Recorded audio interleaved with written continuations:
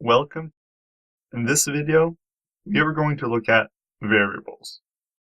We're going to focus on how to create variables and what naming conventions we usually give these variables. We are finally ready to begin writing Python programs.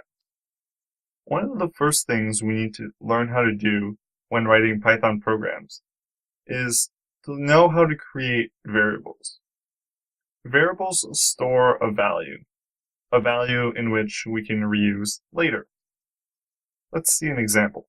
Suppose I have a variable called name, and I assign it to, suppose, my name.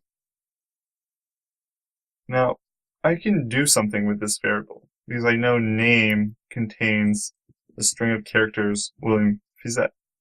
For instance, I can print the name to the console. If we go to the terminal, if you go to the directory which contains your file, my file is called 1.3.py, and you type Python 3.4 1.3.py, then William Fizet gets printed to the console. This is because we know that name refers to that string of characters.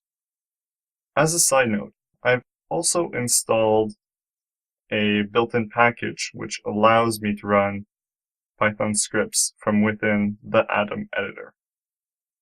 If you go to your settings, go to packages, type script, you can also install this plugin.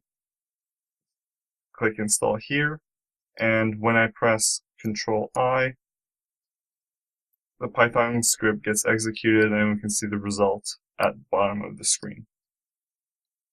Now let's see how we can have other variable names. For instance, I can have a variable name called number, and number can contain a string of characters, like 1234. And similarly, we can also use that in our program and display it to the console. Python allows you to have also very small variable names. So, for instance, the character A I can assign to capital A. And I can also have a very long variable name that has, I don't know, some junk in it. There is a limit, though, to how long you can have your variable names, and usually it is discouraged that you have very long variable names. Verbosity is great, but not if it's interfering with the legibility of your code. There also exist variable names that you cannot create. Like, I cannot start a variable name with characters, such as this one. So starting with numbers is illegal. You can see my editor is giving me a syntax error, so you cannot do this.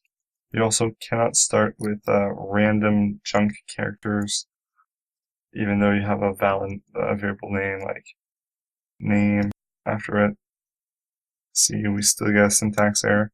However, you are allowed to start with underscore. So I can have underscore name is also equal to, say, William Fizet. And this is completely fine.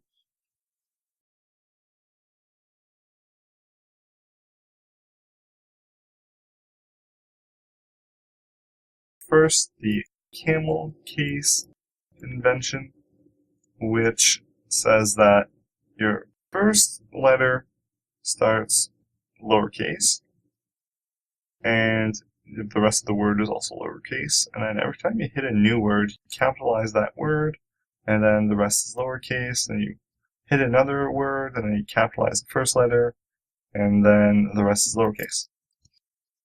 So that's one convention you'll see. However, Python prefers the underscore convention, where every compound word is joined by an underscore. And I'm just going to put this.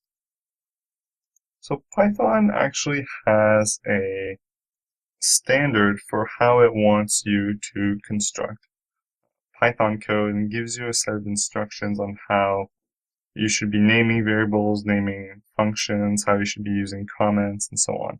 So you might want to have a look at what's called the PEP8, which is Python's way of instructing its users on Python best practices and naming conventions. In this video, we talked about creating variables and giving variables naming conventions. In the next video, we're going to look at what Python types are.